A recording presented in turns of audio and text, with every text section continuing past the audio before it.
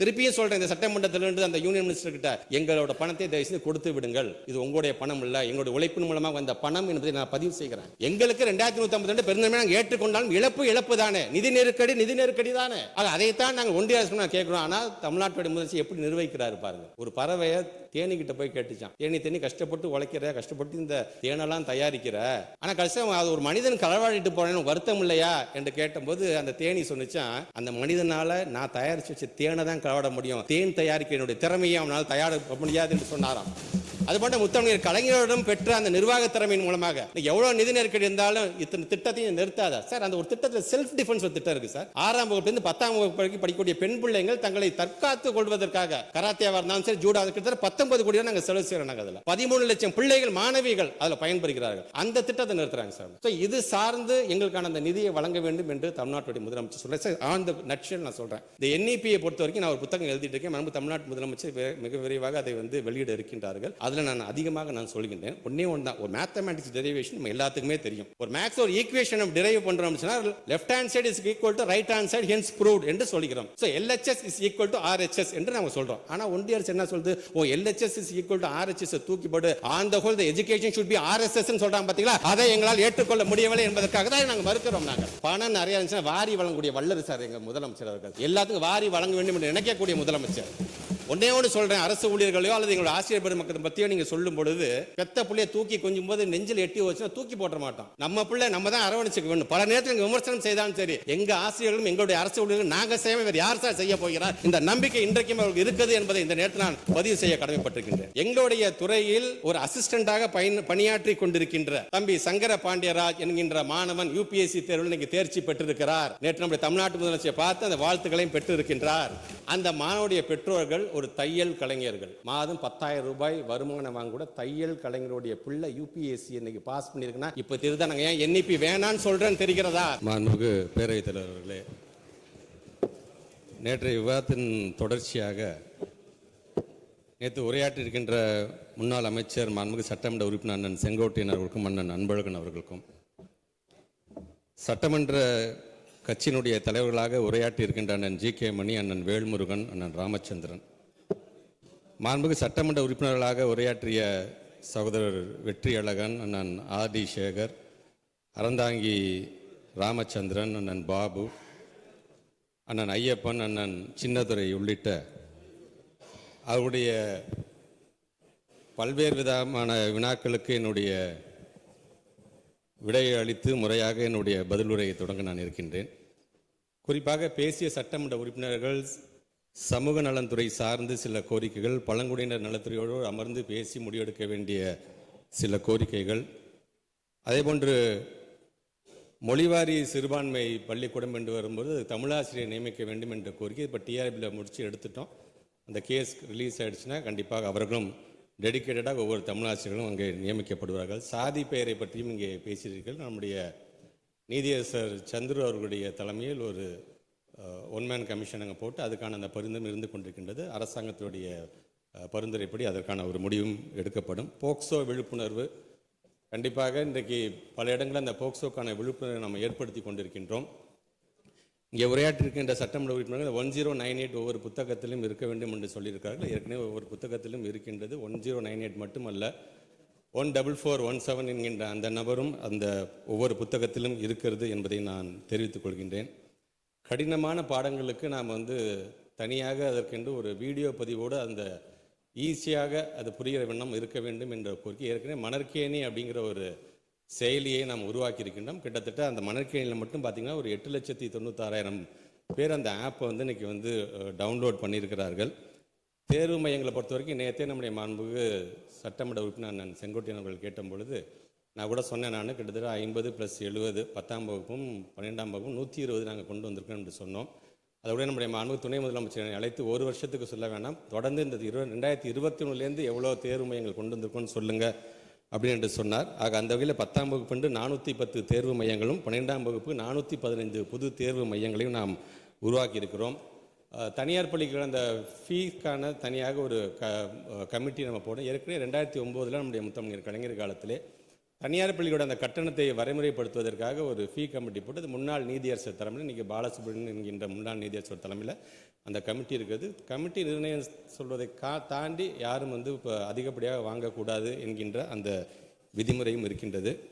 அதே போன்று இங்கே பேசிய சின்னதுரையார் அவர்கள் இந்த லேப்டாப் அந்த டேப்லாம் எப்போ நீங்கள் கொடுக்க போகிறீங்க என்று சொன்னாங்க. இது நான் அதிமுக ஆட்சி காலத்திலே பார்த்தீங்கன்னா ஒரு 2,30,000க்கும் மேற்பட்டிருக்கின்றவர்களுக்கு அதோடு நிறுத்திட்டாங்க கொடுக்க வேண்டியது.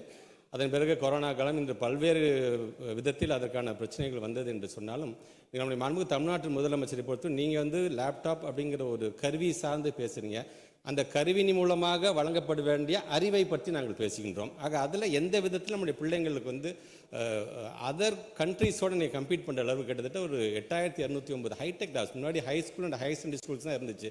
இன்றைக்கி மிடில் ஸ்கூல்லே நம்முடைய தமிழ்நாட்டு முதலமைச்சர் எல்லா பிள்ளைகளும் பயன்படுகின்றவர்கள் 8,209 ஹைடெக் ஸ்லாப்ஸை ஏறத்தாழ பார்த்தீங்கன்னா ஒரு 519 கோடி ரூபாய் மதிப்பீட்டில் கொண்டு வந்திருக்காங்க. இது மட்டுமல்ல, இந்த டெக்னாலஜி எப்படி கொண்டு போகிறோம்னா 22,931 ஸ்கூல்ஸில் ஏறத்தாழ ஒரு 415 கோடி ரூபாய் மதிப்பீட்டில் ஸ்மார்ட் போர்ட்ஸ் இன்றைக்கி எல்லாத்துமே கொண்டு வந்துட்டோம். நாங்கள் கிட்டத்தட்ட பார்த்தீங்கன்னா அந்த லேப்டாப் என்று வரும்பொழுது கிட்டத்தட்ட நீங்கள் 8.5 லட்சம் மாணவர்கள் பயன்படுறதை பற்றி சொல்கிறீங்க. இந்த டெக்னாலஜி கிட்டத்தட்ட பார்த்தீங்கன்னா 45 லட்சம் மாணவர்கள் பயன்படுறோம் நீங்கள் நம்ம கொண்டு வந்துட்டோம். இருந்தாலும் அந்த லேப்டாப் என்று சொல்லும்போது பொருளாதார ரீதியாகவும் இன்றைக்கி நம்முடைய தமிழ்நாட்டு முதலமைச்சர் அது சார்ந்து தயாரிப்பு நிறுவனங்கள் சேர்ந்து அது ஒரு முடிவு எடுக்கப்படும் என்று சொன்னாலும் எந்த விதத்துலையுமே டெக்னாலஜி இதனால் இந்த பிள்ளைங்களுக்கு இந்த அறிவு கிடைக்காமல் போயிடக்கூடாது என்பதில் நாங்கள் ரொம்ப உன்னிப்பாக இருந்திருக்கிறோம் என்பதை இந்த நேரத்தில் நான் தெரிவிச்சுக்கிறேன். பிடி மிஸ் டீச்சர்ஸ் நிறையா நீங்கள் போடணும்னு நீங்கள் சொல்லியிருக்கீங்க. அது கிட்டத்தட்ட 250 பேருக்கு ஒருத்தரா 500 பேருக்கு ஒருத்தரா என்கின்ற விதத்தில் இன்றைக்கு அதையும் நாங்கள் இன்றைக்கி கலந்து ஆய்வு செய்திருக்கோம். அது முடிந்ததுக்கு பிறகு கண்டிப்பாக நீங்கள் சொல்கிற மாதிரி பிடி டீச்சர்ஸ் கண்டிப்பாக வழங்கப்படும் என்பதை நான் சொல்லிக்கிறேன். மாணவர் சட்டப்பேரவை அப்படிங்கிறது வேணும்னு சொல்லுங்க. ஏற்கனவே மகிழ்முற்றம் அப்படிங்கிற ஒரு திட்டத்தின் மூலமாக இது ஏற்கனவே நம்ம நடைமுறைப்படுத்திட்டு இருக்கோம். ஏன்னா உங்களுக்கே தெரியும், ப்ரைவேட் ஸ்கூல்ஸில் தான் பார்த்தீங்கன்னா இந்த ஹவுஸ் கான்செப்ட் வச்சுருப்பாங்க. இப்போ நம்ம அரசு பள்ளியில் இந்த ஹவுஸ் கான்செப்ட் கொண்டு வந்து நீங்கள் சொல்கிற மாதிரியே அந்த மாணவர் சட்டப்பேரவை ஏற்கனவே நம்ம கடந்தாண்டி அதை நம்ம தொடங்கியிருக்கணும். தரம் உயர்த்துதலை பற்றி நிறைய பேர் கேள்வி கேட்டிருக்கீங்க. கண்டிப்பாக அந்த அறிவிப்பிலே அது வரும் என்பதை நான் சொல்லிக்கிறேன்.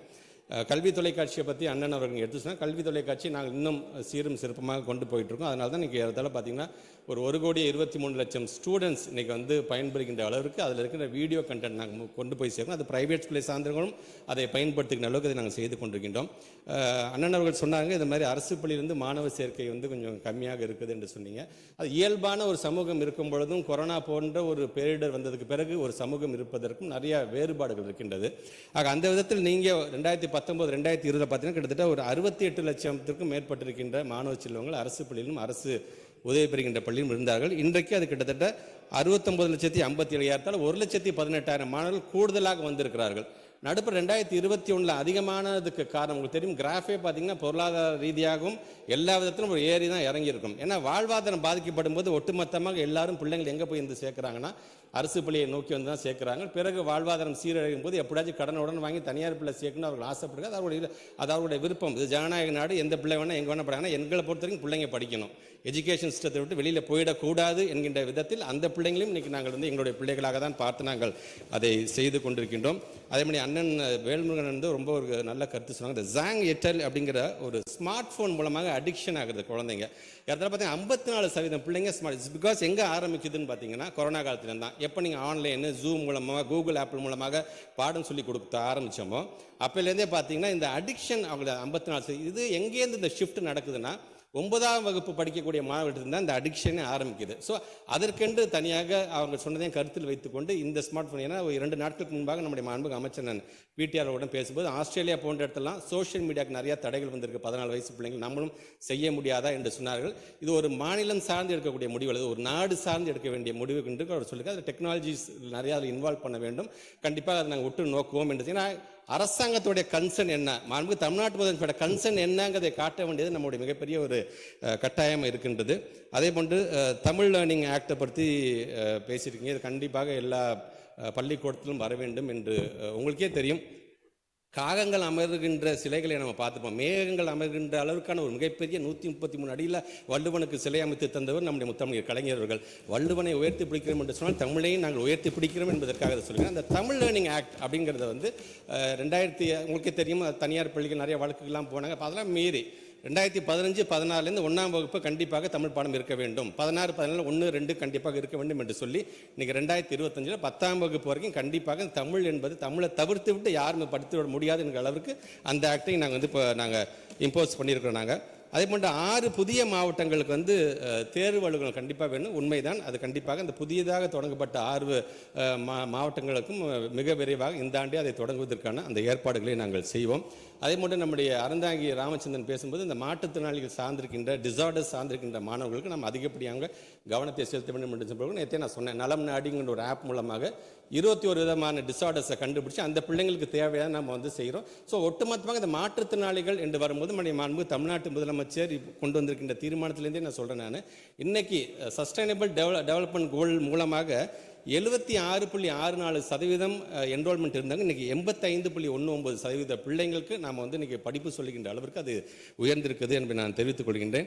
அதே போன்று நூலகங்கள் தரம் உயர்த்தப்பட வேண்டும் என்று சொல்லியிருக்கீங்க. ஏற்கனவே நூலகம் சார்ந்தும் இன்றைக்கி பல அறிவிப்புகள் நாங்கள் கண்டிப்பாக நீங்கள் அனௌன்ஸ்மெண்ட்டில் பார்ப்பீங்கன்னு என்று சொல்லி மாண்புமிகு பேரவைத் தலைவர்களே, ஒருமை கண் தான் கட்ட கல்வி ஒருவருக்கு எளிமையும் ஏமா புடைத்து என்கின்ற வள்ளுவனுடைய வாக்கு இருக்கு.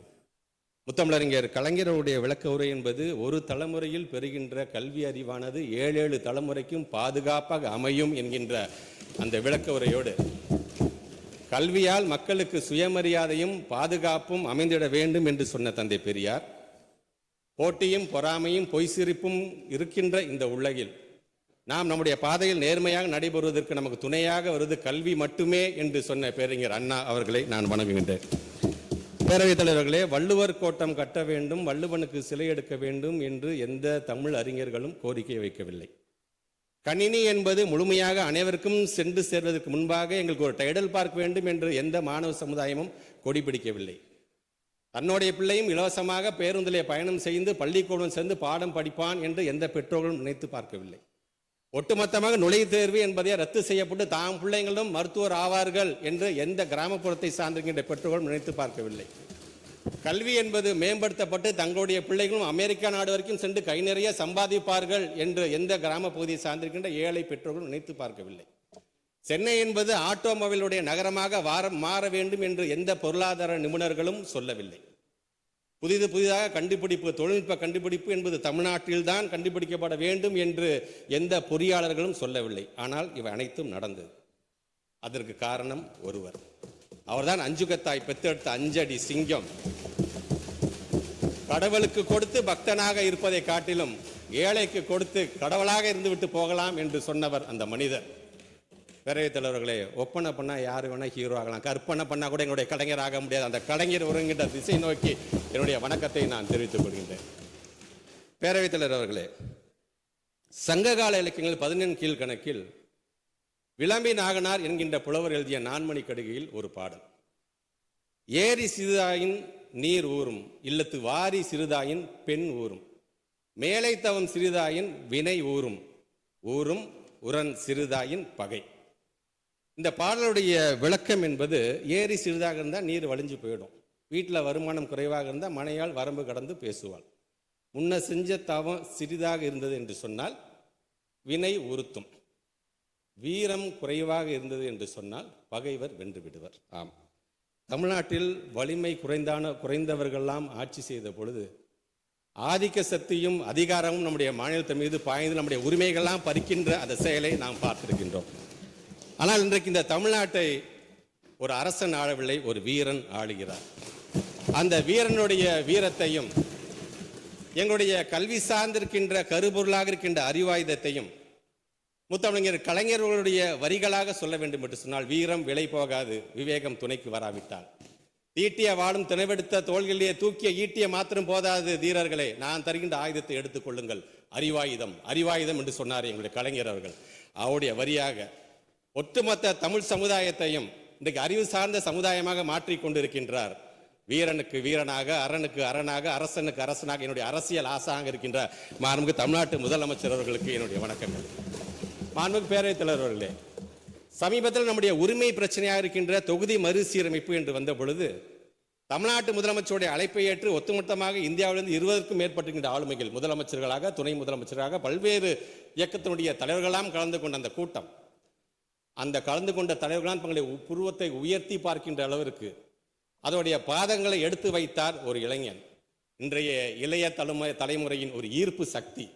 ஒரு கல்லை எடுத்தாருங்க, இவ்வளோ பேர் சட்டமன்றத்துக்கு வந்துட்டோம். ஒரு சொல்லை எடுத்தார், 40 பேரை நாடாளுமன்றத்துக்கு அனுப்பிச்சு வச்சிருக்கோம் நாங்கள். ஆக அப்படிப்பட்ட எங்களுடைய மாண்புமிகு துணை முதலமைச்சர் அவர்களுக்கு என்னுடைய வணக்கங்களை நான் தெரிவித்துக் கொள்கின்றேன். உனக்கு முன்னே செல்லும் தலைவனாக அல்ல, உன்னை முன்னால் தள்ளி பின்னால் வரக்கூடிய கோழையாகவும் நான் இருக்க மாட்டேன். உன் தோளோடு தோள் நின்று உன் உற்ற தோழனாக என்றும் உங்களில் ஒருவனாக வலம் வருவேன் என்று சொன்னது எங்கள் தலைவருடைய வார்த்தை. அந்த வார்த்தையை உறுதிப்படுத்துகின்ற அளவிற்கு இன்றைக்கு உறுதியான ஒரு உழைப்பை செலுத்தி கொண்டிருக்கின்ற எங்களுடைய மாண்புமிகு அமைச்சர் பெருமக்கள் அனைவருக்கும், குறிப்பாக என்னுடைய அவையினுடைய முன்னவர், எங்களுடைய மாவட்டத்துடைய அமைச்சர் உள்ளிட்ட அனைத்து அமைச்சர் பெருமக்களுக்கும் என்னுடைய வணக்கங்களை நான் தெரிவித்துக் கொள்கின்றேன். பேரவைத் தலைவர்களே, இந்த அவையை ஒரு பேரவையாக பார்க்கும் பொழுது பள்ளிக்கல்வித்துறை அமைச்சராக இதை நான் ஒரு வகுப்பறையாக இதை நான் பார்க்கின்றேன். ஆம், உங்களுடைய அனுமதியோடு யாரையாலும் எழுந்திருந்து பேசுகிறார்களோ அவர்கள் ஆசிரியர்களாக மாறி போகிறார்கள். அமர்ந்து கேட்கக்கூடிய ஒவ்வொருவரும் மாணவர்களாக மாறி போகிறார்கள். அப்படி அந்த ஆசிரியர்களுக்கெல்லாம் ஆசிரியராக இருக்கின்ற எங்களுடைய சட்டப்பேரவை தலைவர்களே, உங்களுக்கும் என்னுடைய வணக்கத்தை நான் தெரிவித்துக் கொள்கின்றேன்.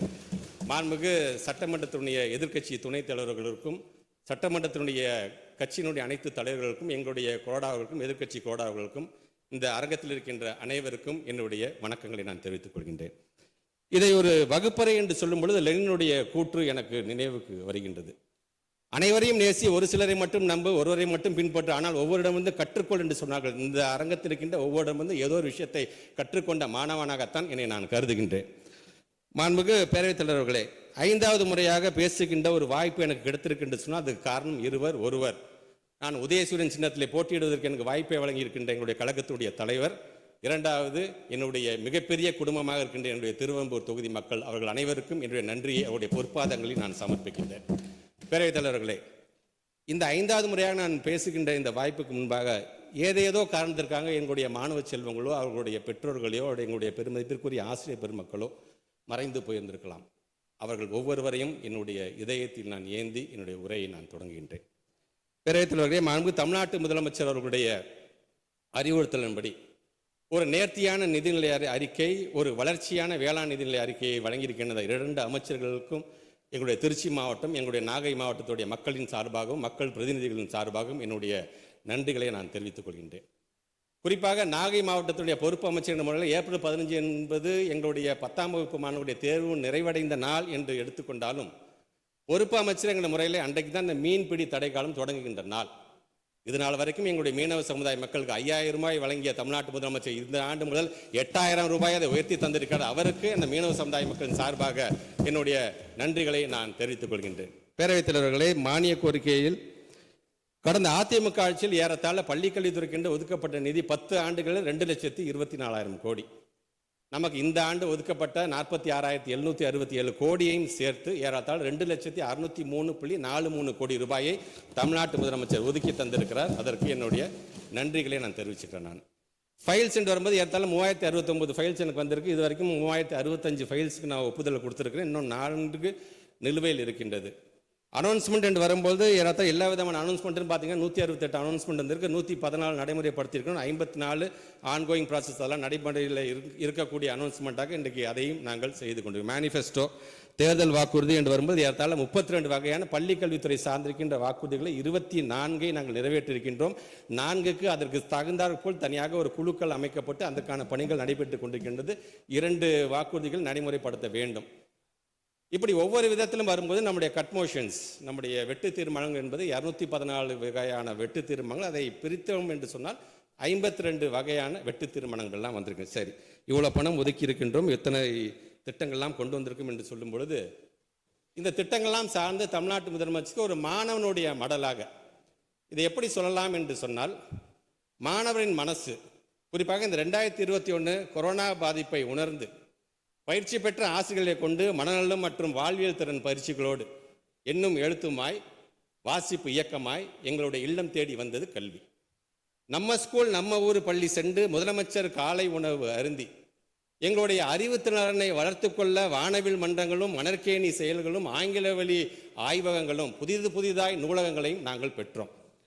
கோடி மகிழ்ந்திட மலர்ச்சி பொங்கிட கோடை கொண்டாட்டங்களும் திறமையை காட்ட கலை திருவிழாக்களும் வெளிநாடு கல்வி சுற்றுலா வரைக்கும் சென்று கற்றது கைமண் அளவு கல்லாதது உலக அளவு என்று அறிந்தோம். மேலும் எங்களை ஊக்கப்படுத்துவதற்காக பள்ளி ஆண்டு விழாவாக இருந்தாலும் அது தகைசாயல் பள்ளிகள், அது மாதிரி பள்ளிகள், சிறார் திரைப்படங்கள், செஸ் ஒலிம்பியாட், சாரண இயக்கம், நம் நாட்டு வெளிநாட்டை சார்ந்திருக்கின்றவர்களெல்லாம் அழைத்து புத்தக திருவிழாக்கள், உயர் தொழில்நுட்ப ஆய்வகங்கள், திறனறி வகுப்பறைகள், பல திறனறி தேர்வுகள், ஒரு சிலருக்கு மட்டுமே ஐஐடி என்பதை மாற்றி அனைவருக்கும் ஐஐடி போன்ற திட்டங்கள், பாரதியார் பெயரில், அண்ணா பெயரில், பேராசிரியர் பெயரில், இப்படி ஒவ்வொருத்தருடைய பெயரிலும் விருதுகளை வழங்குவதற்கு எங்களுடைய மாணவ செல்வங்கள் அந்த ஆசிரியர் பெருமக்களோடு பயிற்சிகளை பெற்றார்கள். எங்களில் ஒருவராக இருக்கக்கூடிய மாற்றுத்திறனாளி மாணவர்களுக்கு வீடு சென்று கல்வியும் இயன்முறை மருத்துவம் சென்று சேர்ந்தது. இந்த திராவிட மாடல் ஆட்சியில் பெற்றோம் பல வழி கல்வி திட்டத்தை, கற்றோம் ஆசிரியர்களையும் பெற்றோர்களையும் மதித்து கொண்டாட தமிழ்நாட்டுடைய அரசு பள்ளி மாணவர்களாய் நான் முதல்வன், நாங்கள் புதுமை பெண்கள், நாங்கள் தமிழ் புதல்வன்கள் என்று என்றும் நாங்கள் கர்வம் கொள்வோம். இனி எங்கள் பள்ளிகள் வறுமையின் அடையாளம் அல்ல, எங்களின் பெருமையின் அடையாளம். இப்படிக்கு மாணவ சமுதாயம் என்று சொல்லுகின்ற அளவிற்கான திட்டங்கள், குறிப்பாக இந்த நான் முதல்வன் திட்டம் என்று வரும்பொழுது அந்த திட்டத்தை அவர் தமிழ்நாட்டு முதலமைச்சருடைய பிறந்தநாள் அன்றைக்கு தொடங்கி வைக்கும்போது அந்த அரங்கத்தில் நான் அமர்ந்தேன். அவர் ஆற்றிய உரையை நான் கேட்டேன். அவர் ஆற்றிய உரையில் நிறைவாக முடிவு செய்யும் போது அவர் சொல்றார், சில திட்டங்கள் சில வாரங்கள் பயன்படும், சில திட்டங்கள் சில மாதங்கள் பயன்படும், சில திட்டங்கள் சில ஆண்டுகள் பயன்படும், ஆனால் இந்த நான் முதல்வன் திட்டம் மட்டும் தலைமுறையாய் பயன்பெறும் என்று சொல்லிவிட்டு அவர் ஒன்று சொல்லுகிறார். கால் நூற்றாண்டு கடந்து அரை நூற்றாண்டு கடந்து மு.க. ஸ்டாலின் என்கின்ற முதலமைச்சர் கொண்டு வந்த நான் முதல்வன் திட்டத்தின் மூலமாக நான் பயன்பட்டேன் என்று யாராவது ஒருவர் சொன்னாலே போதும், அதுவே எனக்கு மிகப்பெரிய பெருமை என்று அந்த உரையை அவர் நிகழ்த்தி செய்திருப்பார். மாண்புமிகு பேரவைத் தலைவர்களே, இந்த நான் முதல்வன் திட்டம் என்று வரும்பொழுது எங்களுடைய பள்ளிக்கல்வித்துறை சார் எனக்கான ஒரு மிகப்பெரிய ஒரு பெருமை. எங்களுடைய துறையில் ஒரு அசிஸ்டண்டாக பணியாற்றி கொண்டிருக்கின்ற தம்பி சங்கர பாண்டியராஜ் என்கின்ற மாணவன் யூபிஎஸ்சி தேர்வில் இன்னைக்கு தேர்ச்சி பெற்றிருக்கிறார். நேற்று நம்முடைய தமிழ்நாட்டு முதலமைச்சரை பார்த்து அந்த வாழ்த்துக்களையும் பெற்றிருக்கின்றார். அந்த மாணவனுடைய பெற்றோர்கள் ஒரு தையல் கலைஞர்கள், மாதம் 10,000 ரூபாய் வருமானம் வாங்க கூட தையல் கலைஞருடைய பிள்ளை யூபிஎஸ்சி இன்னைக்கு பாஸ் பண்ணியிருக்குன்னா இப்போ திருதான் நாங்கள் ஏன் என்இபி வேணான்னு சொல்கிறேன்னு தெரிகிறதா? பேரவைத் தலைவர்களே, பேரவைத் தலைவர் உங்களுடைய அனுமதியோடு இந்த சிறிய காகிதத்தை தமிழ்நாட்டு முதலமைச்சருடைய கவனத்துக்கு நான் கொண்டு செல்கின்றேன். நம்முடைய மாண்புமிகு அமைச்சர் முத்துசாமி அவர்கள் ஒரு கூட்டத்திலே திருச்சியிலே பேச வரும்பொழுது அந்த கூட்டத்தில் இருந்த ஒரு பெரியவர் எனக்கு எழுதி கொடுத்தது. அதை வாங்கி பாக்கெட்டில் வச்சுட்டு நான் வீட்டுக்கு போயிட்டேன். எனக்கு பார்க்கல. நான் போகும்பொழுது அந்த காகிதத்தில் எழுதியிருந்தது, என்னோட தொகுதியை சார்ந்திருக்கின்ற ஒரு பெரியவர் எழுதியிருக்கார், என்னுடைய பேர பிள்ளைங்க 2 பேர் நான் முதல்வன் திட்டத்தில் பயன்பெற்றிருக்காங்க, மு.க. ஸ்டாலினுக்கு நன்றி சொல்லி பேசுங்க என்று சொல்லியிருக்கிறார். அன்றைக்கு தவற விட்டேன் மக்கள் மன்றத்தில், இன்றைக்கு சட்டமன்றத்தில் நான் பதிய வைக்கிறேன் என்பதற்காக இதை நான் சொல்லுகின்றேன். பேரவைத் தலைவர்களே, இப்படி ஒவ்வொரு திட்டத்தையும் இன்றைக்கு பார்த்து செய்யக்கூடிய முதலமைச்சர். இன்றைக்கு நேற்று நம்ம உரையாற்றி இருக்கின்ற நம்முடைய சட்டமன்ற உறுப்பினர் நம்முடைய முன்னாள் அமைச்சர் அண்ணன் செங்கோட்டையன் சொல்லும் பொழுது அரசு ஊழியர்களை பற்றி பேசினாங்க, ஆசிரியர்களை பற்றி பேசினாங்க. பொதுவாக இந்த சமுதாயத்தில் அரசு ஊழியர்களை பற்றியும் குறிப்பாக எங்களுடைய ஆசிரியர்களை பற்றியும் பேசும்போது சில பேர் அவருடைய பலம் தெரியாமல் பேசிவிடுகிறார்கள். அது வேதனையாக இருக்கின்றது. எவ்வளோ தெரியுமா சம்பளம் வாங்குறாங்க அவங்க அப்படின்னு ரொம்ப ஈஸியாக பேசிவிட்டு போகிறார்கள். அதை முழுமையாக ஒரு சமூகத்தினுடைய பலம் என்பது எங்களுடைய அரசு ஊழியர்கள் என்பதை உணர்ந்தவர் எங்களுடைய முதலமைச்சர் கலைஞர் அவர்கள். எந்த ஆர்ப்பாட்டம் போராட்டம் நடந்தாலும் உடனடியாக ஒரு பொது சமூகத்தை அவங்களுக்கு எதிர்ப்பாக திருப்பிவிட்டு அவங்களை கொச்சைப்படுத்துவது போல, இவங்க இது வாங்குறாங்க, இவங்கள்ட்ட என்ன கேடு வந்துச்சு, எதுக்கு இதெல்லாம் பண்ணுறாங்க என்று சொல்லும்போது வேதனையாக இருக்கின்றது. ஒரு நல்லா தெரிஞ்சுக்கோங்க, எங்கள் ஆசிரியர் பெருமக்களாக இருந்தாலும் சரி, எங்களுடைய மருத்துவர்கள், எங்களுடைய செவிலியர்களாக இருந்தாலும் சரி, ஏதாவது எங்களை போக்குவரத்து சார்ந்திருக்கின்ற ஓட்டுநர்களாக இருந்தாலும் சரி, இவங்களை ஆர்ப்பாட்டம் போராட்டம்லாம் முடிஞ்சதுக்கு அப்புறமேட்டு அதே டீச்சர்கிட்ட தான் போய் பிள்ளையை கொடுத்து எப்படியாச்சும் என் பிள்ளைய நல்லா படிக்க வச்சிருங்க, மருத்துவர் ஆக்கிடுங்க, இன்ஜினியர் ஆக்குங்கன்னு சொல்கிறீங்க. அதே டாக்டர்கிட்டையும் செவிலியர்கிட்ட தான் போய் எப்படியாச்சும் உயிரை காப்பாற்றுங்க என்று நீங்கள் சொல்லுகிறீர்கள். பேரிடர் காலம் என்று வந்த பொழுது எந்த வண்டி ஓடிச்சுன்னு எங்களுக்கு தெரியாது. ஆனால் எங்கள் அரசு போக்குவரத்து சார்ந்திருக்கிற ஓட்டுநரை நேரங்காலம் பார்க்காம அந்த வண்டியை ஓட்டி பயன்படுத்தாங்க என்று சொல்லும் பொழுது அந்த பலத்தை உணர்ந்தவர் எங்கள் முத்தமிழர் கலைஞர் அவர்கள். அரசு ஊழியர்கள் என்று சொன்னால் முதலாக ஏன் முத்தமிழர் கலைஞர் காலத்தில் குடும்ப பாதுகாப்பு திட்டம் கொண்டு வந்தது அவர் தாங்க. அரசு ஊழியர் நீ இறந்து போயிட்டியா, உனக்கு கருணை அடிப்படையில் நான் உனக்கு வேலை தரேன் என்று சொன்னவரே கலைஞர் தாங்க.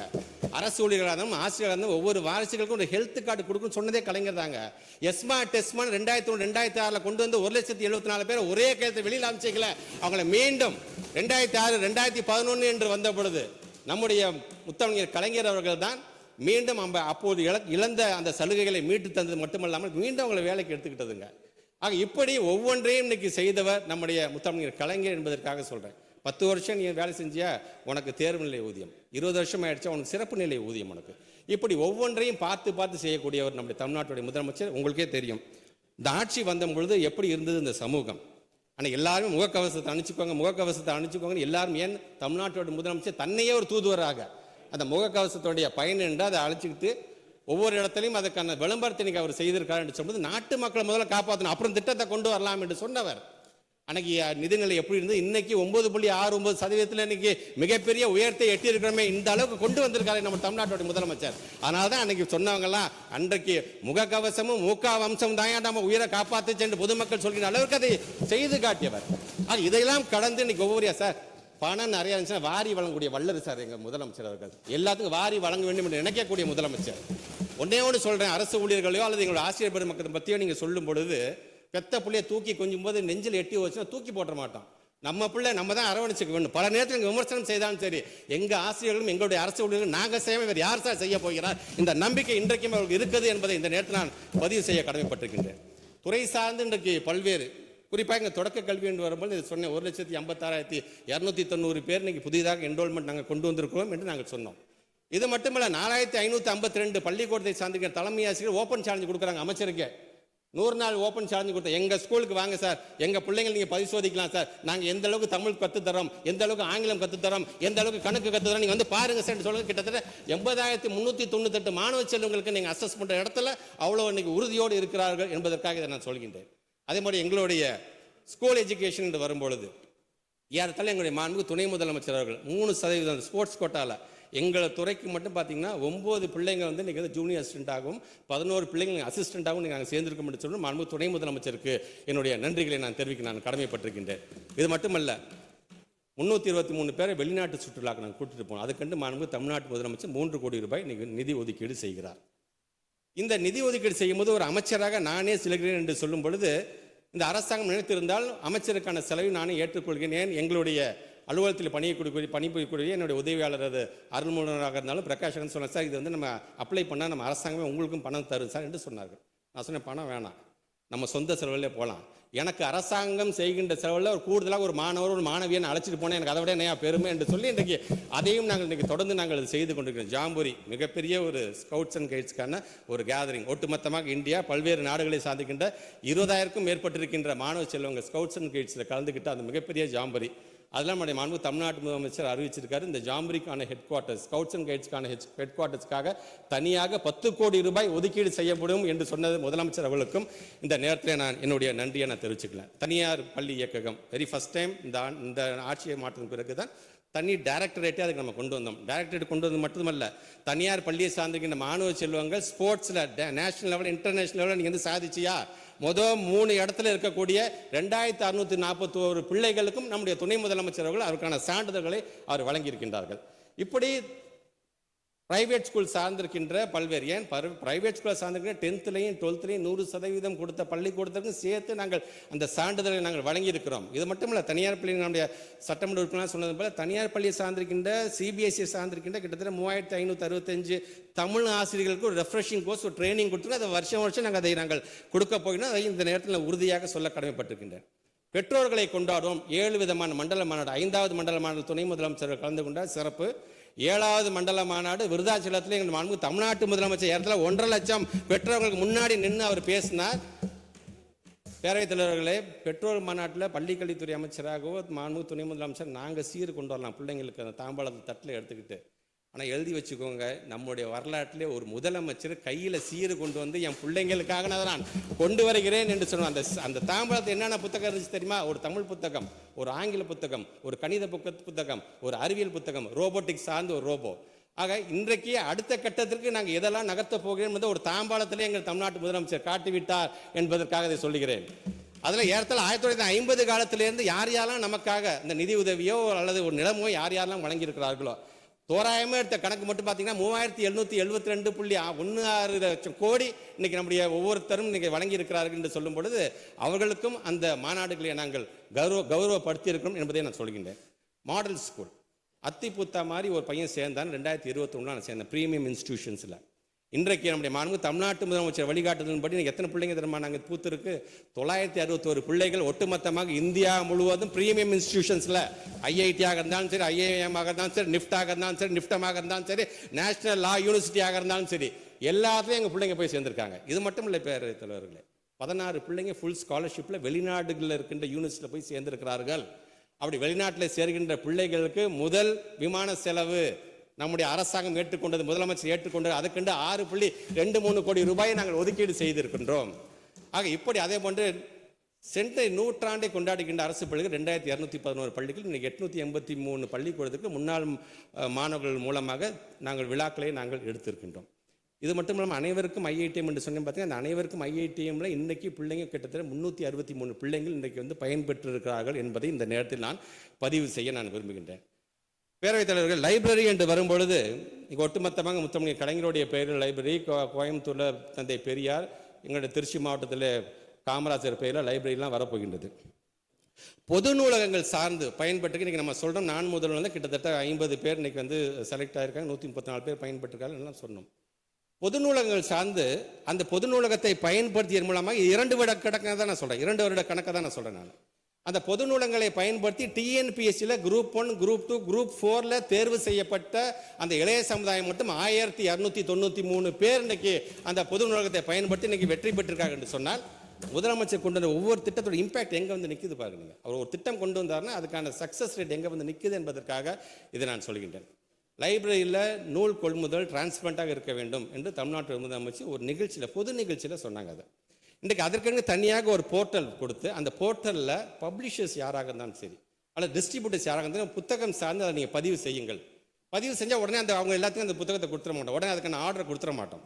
பதிவு செய்து அதுக்கென்று தனியாக ஒரு குழு இருந்தால் அந்த குழு இந்த புத்தகங்கள்லாம் ஏற்கக்கூடியதானா, இதெல்லாம் பயன்படக்கூடியதானா அந்த சமுதாயத்திற்கு என்று அது பார்க்கும். அது பார்த்ததுக்கு பிறகு அது சார்ந்த விலைகள் அந்த நெகோசியேஷன் நடக்கும். நீங்கள் இவ்வளோ விலை கொடுத்தா நாங்கள் எடுத்துக்கிறோங்க, நாங்கள் கொள்முதல் பண்ணிக்கிறோங்க என்று சொல்லுவோம். நாங்கள் அப்படி 11,000க்கும் மேற்பட்டிருக்கின்ற புத்தகங்கள் அதில் பதிவு செய்யப்பட்டு கிட்டத்தட்ட 8,630 புத்தகங்களை தேர்வு செய்யப்பட்டு அதில் நெகோசியேஷன் பேசிஸில் இன்றைக்கி 7,106 புத்தகங்கள் நாங்கள் வந்து தேர்வு செய்திருக்கின்றோம். 10 மாவட்டமாக அந்த 10 மாவட்டத்தை சார்ந்த பொது நூலகத்துக்கு இந்த புத்தகங்கள்லாம் நாங்கள் விநியோகம் செய்ய இருக்கின்றோம். அந்த பணி என்பது மே மாதத்துக்குள்ளாக அது முடிவட இருக்கின்றது. டெக்ஸ்ட் புக் கார்பரேஷன், எங்களுடைய டெக்ஸ்ட் புக் கார்பரேஷன் தலைவர் அண்ணன் லியோனி அவர்களுடைய தலைமையில் இன்றைக்கி பல்வேறு புத்தகங்களை, அது வந்து திசை தூரம் திராவிடமாக இருந்தாலும் சரி, முத்தமிழ் கலைஞர் மொழிபெயர்ப்பு திட்டமாக இருந்தாலும் கிட்டத்தட்ட 488 புத்தகங்களை இது வரைக்கும் நம்ம வந்து ரிலீஸ் பண்ணியிருக்கோம். அதில் சமீபத்தில் இந்த இண்டோ யூரோப்பியன் அந்த வேர் சொல்லுகளை கண்டுபிடிப்பதற்கான ஆக்ஸ்போர்ட் பல்கலைக்கழகத்துடைய பப்ளிஷர்ஸ் மூலமாக ஒரு புத்தகம், அது ரொம்ப முக்கியமான புத்தகம். 12 தொகுதிகளாக நாங்கள் போட போகிறோம். அது இப்போதைக்கு ஃபஸ்ட்டு தொகுதிக்காக நாங்கள் அதில் போட்டிருக்கோம். அதில் இண்டோ யூரோப்பியன் என்று வரும்போது ஒட்டுமொத்தமாக ஏஷியா அண்ட் யூரோப்பியன் கண்ட்ரீஸில் இருக்கக்கூடிய மொழிகளோட எண்ணிக்கை 6000 மொழிகள் இருக்கின்றது. அதில் சில காமனாக வேர் சொற்களுக்காக நம்ம எடுக்கிறோம். நம்ம அந்த வேர் சொற்களை பார்த்திங்கன்னா கிட்டத்தட்ட ஒரு 461 வேர் சொற்கள் இருக்கின்ற. அதில் 300 வேர் சொற்கள் புரோட்டோ இண்டோ யூரோப்பியன் ரூட்ஸ் என்று ரூட்ஸ் என்று அதை சொல்கிறாங்க. அதில் உதாரணத்துக்கு நம்முடைய தமிழில் வருகின்ற அரசன் என்கின்ற ஒரு பெயர் இருக்கின்றது. கிரீக்லையும் இங்கிலீஷ்லையும் பார்த்தீங்கன்னா, கிரீக்லையும் இங்கிலீஷ்லையும் இது எப்படி வருது அப்படின்னு பார்த்தீங்கன்னா ஆர்ஷன் அப்படின்னு வருது இதில்.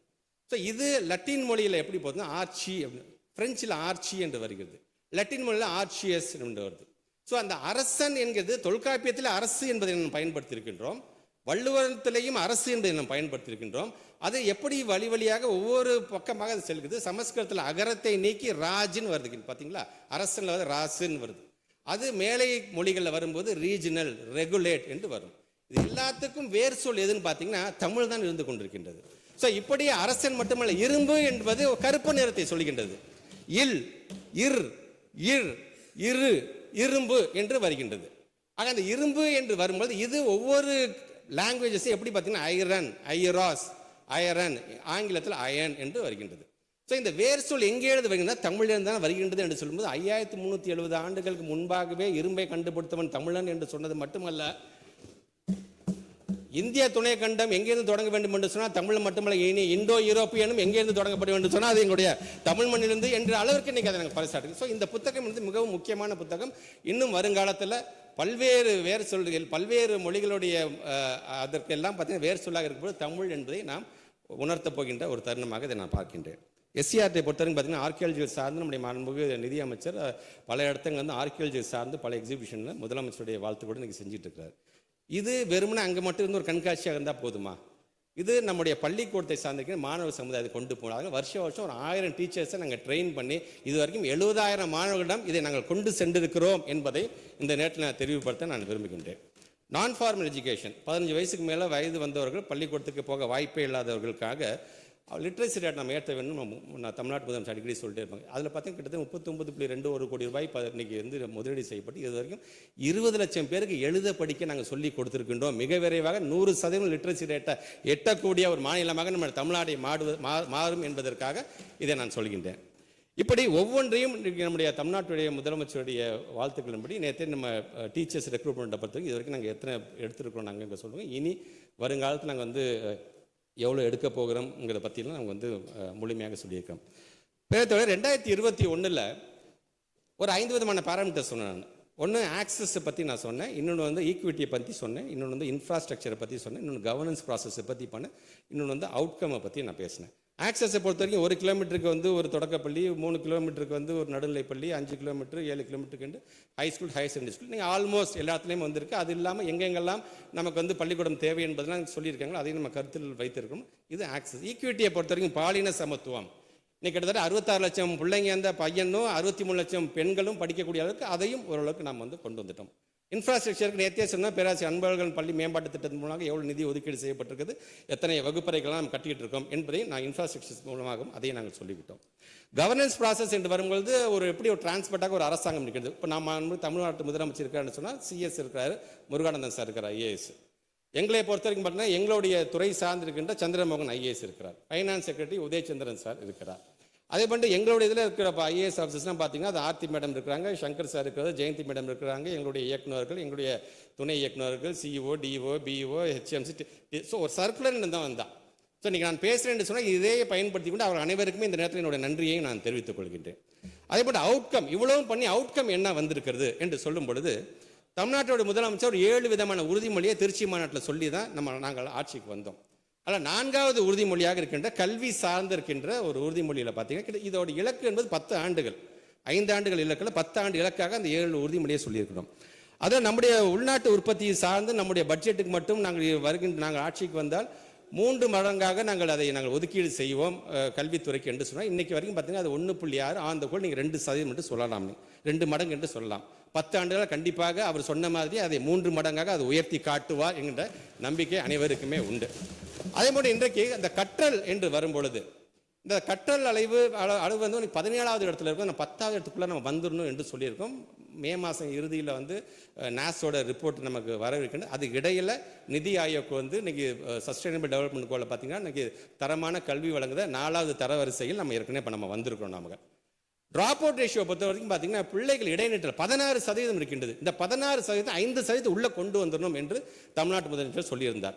இன்றைக்கு இடைநிலை இன்னைக்கு எலிமெண்டரி ஸ்கூல் என்று வரும்பொழுது பார்த்தீங்கன்னா இடைநிலை இல்லாத ஒரு மாநிலமாக இருப்பது நம்முடைய தமிழ்நாடு என்ற பெயரை ஒன்றிய அரசு நம்மளை பாராட்டுகின்றது. இதில் ஹையர் செகண்டரி என்று வரும்பொழுது பார்த்தீங்கன்னா 7.7% இடைநிற்றல் இருக்கின்றது. அதையும் நாங்கள் சரி செய்வோம். நேஷனல் ஆவரேஜ் 14.1 இருக்குது. அதையும் நாங்கள் கொஞ்சம் கொஞ்சமாக நாங்கள் குறைச்சிட்டு இருந்தோம். கண்டிப்பாக அதையும் நாங்கள் வந்து குறைப்போம் என்பதை நான் தெரியும். ஸோ இந்த மாதிரியான உறுதிமொழிகள் நாங்கள் சொல்கிறதுக்கு தகுந்தாப்பில் அதை நோக்கி இன்றைக்கு நம்முடைய மாண்பு தமிழ்நாட்டு முதலமைச்சர் ஒவ்வொரு விஷயத்தையும் இன்றைக்கி பார்த்து நாங்கள் செய்து கொண்டிருக்கின்றோம்.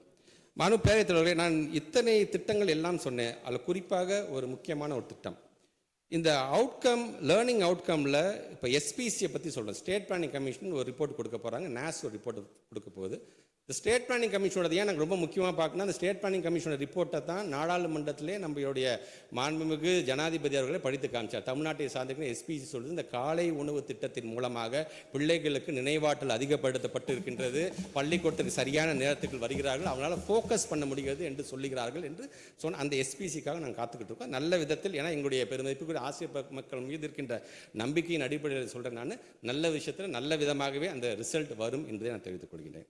இத்தனை திட்டங்கள் சொன்னாலும் பேரவைத் தலைவர்களே, இந்த சமூக சிக்ஷா அபியான் ஒட்டுமொத்தமாக இந்தியா முழுவதும் இன்றைக்கு பேசப்படுகின்ற ஒரு பொருள். 2152 கோடி ரூபாய் இன்றைக்கி நமக்கு வழங்கப்படும் சமூக சிக்ஷா அபியான் ஒருங்கிணைந்த பள்ளி கல்வி திட்டத்தினுடைய அப்ஜெக்டிவே என்னன்னா, ஒரு பிள்ளை கூட கல்வி கற்காமல் போயிடக்கூடாது என்பது அவங்களோட அப்ஜெக்டிவே. ஆனால் அவங்க சொல்கிற அப்ஜெக்டிவுக்கு அவங்களே எப்படி அவங்க வந்து எதிர்மறையாக இருக்கிறார்கள் என்பதுக்கு நான் சொல்கிறேன். அந்த அப்ஜெக்டிவ்லாம் எனக்கு கவலை கிடையாது. நான் சொல்கிற கொள்கையை நீ ஏற்றுக்க என்று சொல்லி உன்னோட 43 லட்சம் பிள்ளைங்க எக்கெடுக்கட்டு போனால் எனக்கு என்ன, 32,298 ஆசிரியர் பணியாளர்கள் எப்படி போனால் எனக்கு என்ன, நான் சொல்கிற கொள்கை ஏற்றுக்க என்று சொல்லக்கூடிய அந்த மனப்பான்மையை தான் அந்த ஒன்றிய அரசு இருக்குது என்பதற்காக நான் சொல்கிறேன். சமகர சிக்ஷா அப்படிங்கிறது சாதாரண திட்டம் இல்லை. இன்றைக்கி நான் சொன்ன பார்த்தீங்கன்னா ஹைடெக் லேப்ஸ் நாங்கள் கொண்டு வந்திருக்கோம், ஸ்மார்ட் போர்ட் நாங்கள் கொண்டு வந்திருக்கோம், ஐடிஐக்கு 660 கோடி ரூபாய் செலவு செஞ்சு இன்றைக்கி 95 பிள்ளைங்களை வந்து நீங்கள் பயன்பெற்று இருக்கிறார்கள். வாசிப்பு இயக்கத்தில் நாங்கள் இவ்வளோ செலவு பண்ணியிருக்கிறோம். அதே போன்று எண்ணும் எழுத்தும் திட்டத்துக்கு 414 கோடி ரூபாய் நாங்கள் செலவு பண்ணியிருக்கோம். இப்படி வரிசையாக நாங்கள் அடிக்கடிக்கு நாங்கள் சொல்லிட்டு இருக்கோம். பார்த்தீங்களா, இதில் முத்தாய்ப்பான ஒரு திட்டம் என்றது பார்த்தீங்கன்னா ஆர்டி. பிள்ளைங்க எல்லா பிள்ளைங்க அரசு பள்ளியில் சேர்க்கணும் இல்லைங்க, தனியார் பிள்ளைய நான் சேர்க்கணுங்க. நான் ஒரு வீக்கர் செக்ஷனுங்க, ஏன் என் பிள்ளை தனியார் பள்ளியில் படிக்கக்கூடாதான்னு நினைக்கிறவங்களும் 25% ஒதுக்குறாங்க. பார்த்தீங்களா, அது யாரோட டைரக்ஷன் அந்த ஆக்ட் வந்துச்சுன்னா சுப்ரீம் கோர்ட்டோட டைரக்ஷன் வந்த ஆக்ட். அந்த ஆக்டுக்கே எதிர்மாறாக இன்னைக்கு நாங்கள் பணத்தை தரமாட்டோம் என்று சொல்லும்போது தமிழ்நாட்டு முதலமைச்சர் சொல்றார், நீ சொல்ற கொள்கையை ஏற்றுக்கிட்டு நான் கொடுக்கணும் அவசியம் கிடையாது, நீ 10,000 கோடி கொடுத்தாங்க தேவையில்லை என்று தமிழ்நாட்டு முதலமைச்சர். ஆனால் இந்த சட்டமன்றத்தில் சொல்ற 2152 கோடியை ஒரு மாநில அரசு ஏற்றுக்கொள்கிறது, பெருமை வாய்ந்தது, எங்கள் முதலமைச்சர் நாங்கள் பாராட்டுகிறோம் என்று சொன்னாலும் அந்த பணம் நம்மளுடைய பணம். இங்கே இருக்கின்ற ஒவ்வொரு சட்டமன்ற உறுப்பினருடைய தொகுதியிலையும் நீங்கள் பணியாற்றிட்டு இருக்காங்க. பார்த்தீங்களா, ஒவ்வொரு பொதுமக்களுடைய பணம் அது. திருப்பியும் சொல்கிறேன், இந்த சட்டமன்றத்திலிருந்து அந்த யூனியன் மினிஸ்டர் கிட்ட எங்களோட பணத்தை தயவுசெய்து கொடுத்து விடுங்கள், இது உங்களுடைய பணம் இல்லை, எங்களுடைய உழைப்பின் மூலமாக வந்த பணம் என்பதை நான் பதிவு செய்கிறேன். எங்களுக்கு 2152 பெருந்தன்மை நாங்கள் ஏற்றுக்கொண்டாலும் இழப்பு தானே, நிதி நெருக்கடி தானே. ஆக அதைத்தான் நாங்கள் ஒன்றிய அரசு நான் கேட்குறோம். ஆனால் தமிழ்நாட்டுடைய முதலமைச்சர் எப்படி நிர்வகிக்கிறாரு பாருங்க. ஒரு பறவையை தேனிக்கிட்ட போய் கேட்டுச்சான், தேனி கஷ்டப்பட்டு உழைக்கிற, கஷ்டப்பட்டு இந்த தேனெல்லாம் தயாரிக்கிற, ஆனால் கஷ்டம் அது ஒரு மனிதன் களவாடிட்டு போனேன்னு வருத்தம் இல்லையா என்று கேட்டபோது அந்த தேனி சொன்னிச்சான், அந்த மனிதனால் நான் தயாரித்து வச்ச தேனை தான் களவாட முடியும், தேன் தயாரிக்க என்னுடைய திறமையை அவனால் தயாரிக்க முடியாது என்று சொன்னாராம். அதுபோன்ற முத்தமிழர் கலைஞரிடம் பெற்ற அந்த நிர்வாக திறமையின் மூலமாக இன்னைக்கு எவ்வளோ நிதி நெருக்கடி இருந்தாலும் இத்தனை திட்டத்தையும் நிறுத்தாதா சார். அந்த ஒரு திட்டத்தில் செல்ஃப் டிஃபென்ஸ் ஒரு திட்டம் இருக்குது சார். 6ஆம் வகுப்புலேருந்து 10ஆம் வகுப்பு வரைக்கும் படிக்கக்கூடிய பெண் பிள்ளைங்கள் தங்களை தற்காத்து கொள்வதற்காக கராத்தேவாக இருந்தாலும் சரி, ஜூடா, கிட்டத்தட்ட 19 கோடி நாங்கள் செலவு செய்கிறோம். நாங்கள் அதில் 13 லட்சம் பிள்ளைகள் மாணவிகள் அதில் பயன்பெறுகிறார்கள். அந்த திட்டத்தை நிறுத்துறாங்க சார். ஸோ இது சார்ந்து எங்களுக்கான அந்த நிதியை வழங்க வேண்டும் என்று தமிழ்நாட்டுடைய முதலமைச்சர் சொல்கிறேன் சார். ஆன் த நட்ஷல் நான் சொல்கிறேன், இந்த NEP-யை பொறுத்த வரைக்கும் நான் ஒரு புத்தகம் எழுதிட்டு இருக்கேன். நம்ம தமிழ்நாட்டு முதலமைச்சர் மிக விரைவாக அதை வந்து வெளியிட இருக்கின்றார்கள். அதில் நான் அதிகமாக நான் சொல்கின்றேன். ஒன்றே ஒன்று தான், ஒரு மேத்தமேட்டிக்ஸ் டெரிவேஷன் நம்ம எல்லாத்துக்குமே தெரியும். ஒரு மேக்ஸ் ஒரு ஈக்குவேஷன் நம்ம டிரைவ் பண்ணுறோம் சொன்னால் left hand side is equal to right hand side, hence proved என்று சொல்லிக்கிறோம். So LHS is equal to RHS என்று நம்ம சொல்கிறோம். ஆனால் ஒன்றிய அரசு என்ன சொல்லுது, LHS is equal to RHS தூக்கி போட்டு on the whole the education should be RSS சொல்கிறாங்க. பார்த்தீங்களா, அதை எங்களால் ஏற்றுக்கொள்ள முடியவில்லை என்பதற்காக தான் நாங்கள் மறுக்கிறோம். நாங்கள் ஆக இன்னைக்கு தமிழ்நாட்டு முதலமைச்சர் ஆசிரியர்கள் சார்ந்து இன்னைக்கு சொல்றாங்க. பார்த்தீங்களா, NEP என்பது வெறும் மொழி சார்ந்திருக்கின்ற பிள்ளைகளுக்கு பாடம் சொல்றது மட்டும் இல்லை சார். அந்த NEP-ல எங்களுடைய ஆசிரியர்களை வஞ்சிக்கக்கூடிய பல சரத்துகள் இருக்கின்றது. ஆசிரியர்கள் எப்போ வேணா நீ வேலைக்கு எடுக்கலாம், எப்போ வேணா நீ தூக்கி போடலாம், தலைமை ஆசிரியர் சொன்னா மட்டும்தான் அவனுக்கு ப்ரொமோஷன் கிடைக்கும், அந்த ஆசிரியர்களுக்கு வந்து ஊதியம் கிடைக்கும் என்று சொல்கின்ற அளவுக்கு இருக்கின்றது.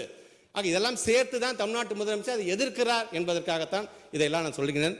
பேரத்தலைவரே, வெரி ஃபர்ஸ்ட் டைம் ஒரு பட்ஜெட் வரும்போது, நிதிநிலை அறிக்கை என்று வரும்போது ஸ்டேக் ஹோல்டர்ஸ் கூப்பிட்டு வச்சு ப்ரீ பட்ஜெட்டிங் மீட்டிங் நடத்தி பண்ணுறாங்க. வேளாண் பட்ஜெட் என்று வரும்போது விவசாய சங்கத்தெல்லாம் அழைத்து ஒரு பட்ஜெட் போட்டு அவங்களை கருத்துக்களை சொன்னார். வெரி ஃபர்ஸ்ட் டைம் தமிழ்நாட்டு முதலமைச்சர் சொன்னார், ஏன் இது மாதிரி ஸ்டூடெண்ட்ஸ்கிட்ட பேசி நீ ஒன்று அனௌன்ஸ்மெண்ட் பண்ணா என்ன என்று சொன்னார்.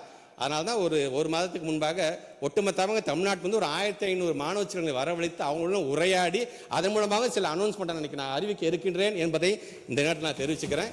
இதில் 234 தொகுதிகளுக்கும் நேரடியாக நான் சென்றிருக்கின்றேன். 77 வகையான காம்பவுண்ட்ஸில் வந்து நாங்கள் வந்து இன்ஸ்பெக்ஷன் நாங்கள் பண்ணியிருக்கிறோம். அதில் இன்றைக்கி நம்முடைய மாண்புமிகு சட்டமன்ற உறுப்பினர் அனைவருக்கும் என்னுடைய கருத்துக்கள் நாங்கள் என்னென்ன போய் பார்த்துருக்கேன் எல்லாத்தையும் நான் தொலைபேசியில் தொடர்பு கொண்டு நான் சொல்லிட்டு தான் போயிருக்கேன். இன்க்ளூடிங் நம்முடைய மாண்புமிகு எதிர்க்கட்சி தலைவர் முதற்கொண்டு எல்லாத்தையும் தொலைபேசியில் தொடர்பு கொண்டு இந்த மாதிரி நான் ஆய்வு பண்ணியிருக்கேன், இதெல்லாம் இருந்திருக்கு, இந்த ஃபைண்டிங்ஸ் இருக்குது, இதெல்லாம் சரி செஞ்சு தரேன் என்று தான் நான் சொல்லியிருக்கேன். 234 பேருக்கும் என்னென்ன கட்டடங்கள் இருக்கிறதுங்கிறது நான் ஒரு லெட்டராகவே எல்லாத்துக்குமே நான் அனுப்பிச்சிருக்கேன். நான் அந்த 234 தொகுதிகளில் நான் பயணம் செய்யும்போது என்னால் மறக்க முடியாது நாமக்கல்லில் இருக்கின்ற மல்லசமுத்திரம் என்கின்ற ஒரு பகுதியில் இருக்கின்ற ஒன்றிய தொடக்கப்பள்ளி. அங்கே போகும்போது அந்த மல்லசமுத்திரத்தில் பார்த்தீங்கன்னா தொடக்கப்பள்ளி கீழே அரிஜன் காலனி என்று இருந்தது. அந்த பகுதியை சார்ந்திருக்கின்ற மக்கள் அது வழக்கு தொடர்ந்தாங்க. வழக்கில் வெற்றி பெற்ற பிறகு நான் நம்முடைய மாண்பு தமிழ்நாடு முதலமைச்சர் சொன்னேன், இந்த மாதிரி ஒரு இது வந்திருக்குன்னா உடனடியாக ஜியோ போட்டதுனால ஜியோ காப்பி ஒரு கையில் எடுத்துக்கிட்டு நேரடியாக அந்த ஸ்கூலுக்கு போட்டு கருப்பு மையம் எடுத்து அந்த அரிஜன் என்கின்ற பேரை காலையில் போய் அழிச்சிடுவா என்று சொன்னார் தமிழ்நாட்டோட முதலமைச்சர். இன்றைக்கு காமன் ஜியோவாகவும் ஒட்டுமொத்தமாக தமிழ்நாட்டில் எங்கெல்லாம் இந்த மாதிரி அரிஜன் இந்த காலனி என்று இருக்குதோ அதை தூக்கி எறிகின்ற அளவிற்கு நாங்கள் அதை செய்யவிருக்கிறோம் என்பதை நான் பேரவைத் தலைவர் வாயிலாக நான் தெரிவிக்க நான் கடமைப்பட்டிருக்கின்றேன். மாண்புமிகு பேரவைத் தலைவர் அவர்களே, மிகுந்த ஒரு கனத்த இதயத்தோடும் வருத்தத்தோடுமே நான் சொல்கின்றேன். இந்திய கோலேந்திகளினுடைய அட்டகாசத்தை பார்த்து சிரிக்கிறான் ஹிட்லர், நம்மையும் மிஞ்சி விட்டார்களே என்று உற்று நோக்குகிறான் முசோலினி. ஜார் மன்னன் சிரிக்கின்றான், லூயி மன்னன் வெட்கப்படுகின்றான், ஜனநாயகம் ரத்தம் பட்ட உடலோடு கிடக்கின்றது. நாட்டினுடைய அரணாக, ஒரு அன்னையாக அந்த ஜனநாயகத்தை தன்னுடைய மடியில் கிடத்தி அதை சரி செய்கின்ற பணியில் நம் தமிழ்நாட்டு முதலமைச்சர் ஈடுபட்டு கொண்டிருக்கின்றார். புராண கதைகளில் வருவது போல ஒரு சில விஷவண்டுகள் அவருடைய துடையில் ஒரு பக்கம் நுழைந்து மறுபக்கமாக வருகிறது, அவருக்கு ரத்தம் வருகின்றது. பரவாயில்லை, விஷவண்டுகளாக இருந்தால் அதுவும் தமிழ் வண்டு தானே என்று பெருமையோடு இருக்கிறார் தமிழ்நாட்டினுடைய முதலமைச்சர் அவர்கள். ஆக அப்படி பேரறிஞர் அண்ணா அவர்கள் சொன்னது போல மரத்தை வெட்டுபவன் களைப்பாறுவதற்கு இன்னொரு மரத்தினுடைய நிழலை தான் தேடுகின்றான், நம்மையும் ஒரு நாள் இவன் வெட்டுவானே என்று அந்த மரம் நிழல் தர மறுப்பதில்லை. அதுபோன்று நம்முடைய தமிழ்நாட்டோட முதலமைச்சர் தன்னை வஞ்சிப்பவர்கள் யாராக இருந்தாலும் சரி, தன்னை விமர்சனம் செய்வர்கள் யாராக இருந்தாலும் சரி, தனக்கு இடையூறு செய்பவர்கள் யாராக இருந்தாலும் சரி, அவர்களுக்கெல்லாம் அன்பை மட்டுமே மீண்டும் பரிசாக அவர் வழங்கி கொண்டிருக்கின்றார். அந்த அன்பு உள்ளம் அடுத்த ஆண்டு தேர்தல் முடிந்த பிறகு இந்த நாட்டையும் நாட்டு மக்களின் உள்ளத்தையும் ஆளும் என்பதை தெரிவித்து, அந்த அன்பு உள்ளத்தினுடைய வயது 72, அதில் இருக்கின்ற 7 என்பது அடுத்த ஆண்டு தேர்தல் முடிந்த பிறகு 7வது முறையாக திராவிட முன்னேற்ற கழகமே ஆட்சி பொறுப்பில் இருக்கும். அதில் இருக்கின்ற 2 என்பது முத்துவேல் கருணாநிதி ஸ்டாலின் எனும் நான் என்கின்ற 2வது முறையாக ஆளுநர் மாளிகையை அதர வைப்பார், நம்முடைய கொள்கை எதிரிகளை பதற வைப்பார் தமிழ்நாட்டுடைய முதலமைச்சர் அவர்கள். தமிழ்நாடு போராடும், தமிழ்நாடு வெல்லும். கொள்கை எதிரிகள் மொழியில் சொல்ல வேண்டும் என்று சொன்னால், தர்மத்தின் வாழ்வுதனை சூதுகவும் மீண்டும் தர்மமே வெல்லும் என்று சொல்லி இங்கே பல்வேறு வெட்டு தீர்மானங்கள், பல்வேறு கேள்விகள், பல்வேறு கருத்துக்கள் அனைத்தையும் மனதில் உள்வாங்கியிருக்கின்றேன். அனைத்திற்கும் பதில் தந்திருக்கின்றேன் என்கின்ற அந்த நம்பிக்கையில் அதை மீண்டும் நீங்கள் திரும்ப பெற்று மாணவ சமுதாயம், இந்த தமிழ் சமுதாயம், நம்முடைய தமிழ்நாடு வளர்வதற்கு நீங்கள் உங்களுடைய ஒத்துழைப்பை நல்க வேண்டும் என்று சொல்லி உங்களுடைய அனுமதியோடும் மாண்புமிகு தமிழ்நாட்டு முதலமைச்சருடைய அனுமதியோடும் ஒரு சில அறிவிப்புகளை இங்கே நான் படிக்க கடமைப்பட்டிருக்கின்றேன்.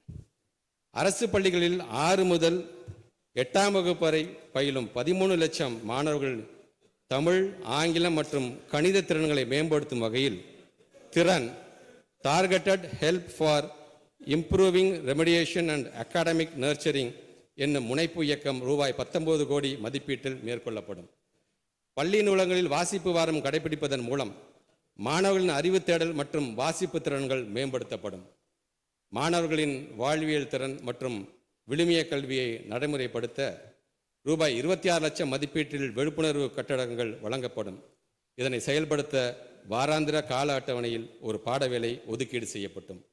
கலை திருவிழா போட்டிகளில் மாநில அளவில் வெற்றி பெற்ற 400 மாணவ மாணவிகளுக்கு ரூபாய் 70 லட்சம் மதிப்பீட்டில் கலைச்சிற்பி என்ற தலைப்பில் கோடைகால சிறப்பு முகாம் நடத்தப்படும்.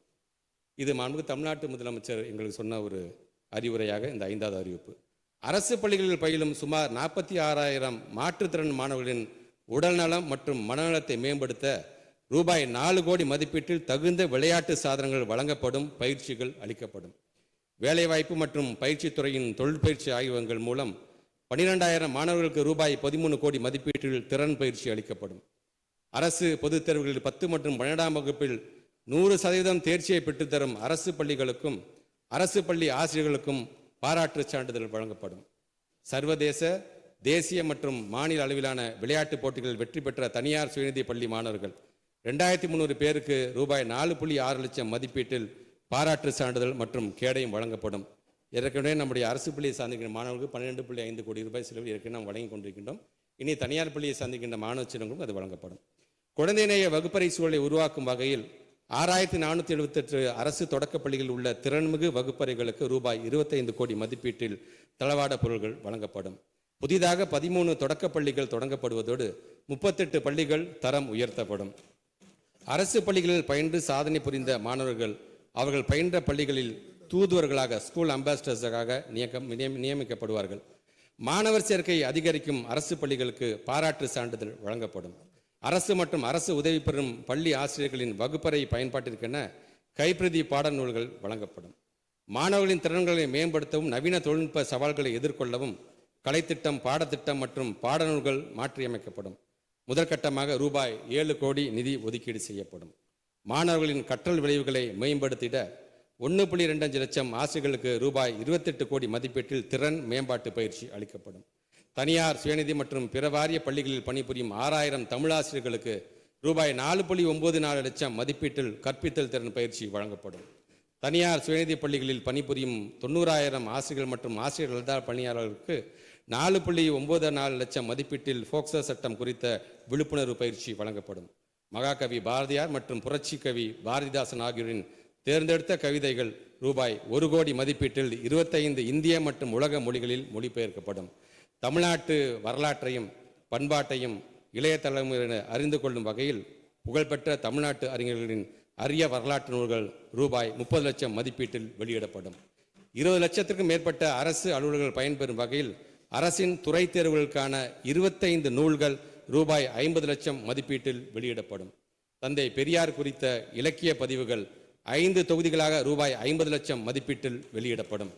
அண்ணா நூற்றாண்டு நூலகத்தில் ரூபாய் 3 கோடி மதிப்பீட்டில் அனைத்து வசதிகளுடன் கூடிய கருத்தரங்க கூட்டம் அமைக்கப்படும்.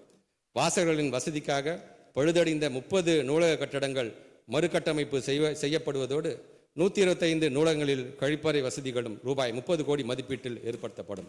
வயது வந்தோர் கல்வி திட்டங்களில் பயிரும் கற்போருக்கு அவர்களின் வருவாய் ஈட்டும் திறனை மேம்படுத்த செயற்கை ஆபரணங்கள், பொம்மைகள், மெழுகு மற்றும் வாசனை பொருட்கள் தயாரித்தல் உள்ளிட்ட தொழில்திறன் பயிற்சிகள் வழங்கப்படும். இசைப்பள்ளியில் பயிலும் மாணவர்கள் உயர்கல்வியில் சேர்க்கை பெறும் பொருட்டு அரசு தேர்வுகள் இயக்ககத்தால் 10ஆம் வகுப்பு வரை 12ஆம் வகுப்புகளுக்கும் இணையான சான்றிதழ் வழங்கப்படும் என்று சொல்லி என்னுடைய உரையை நிறைவு செய்கிறேன். நன்றி, வணக்கம்.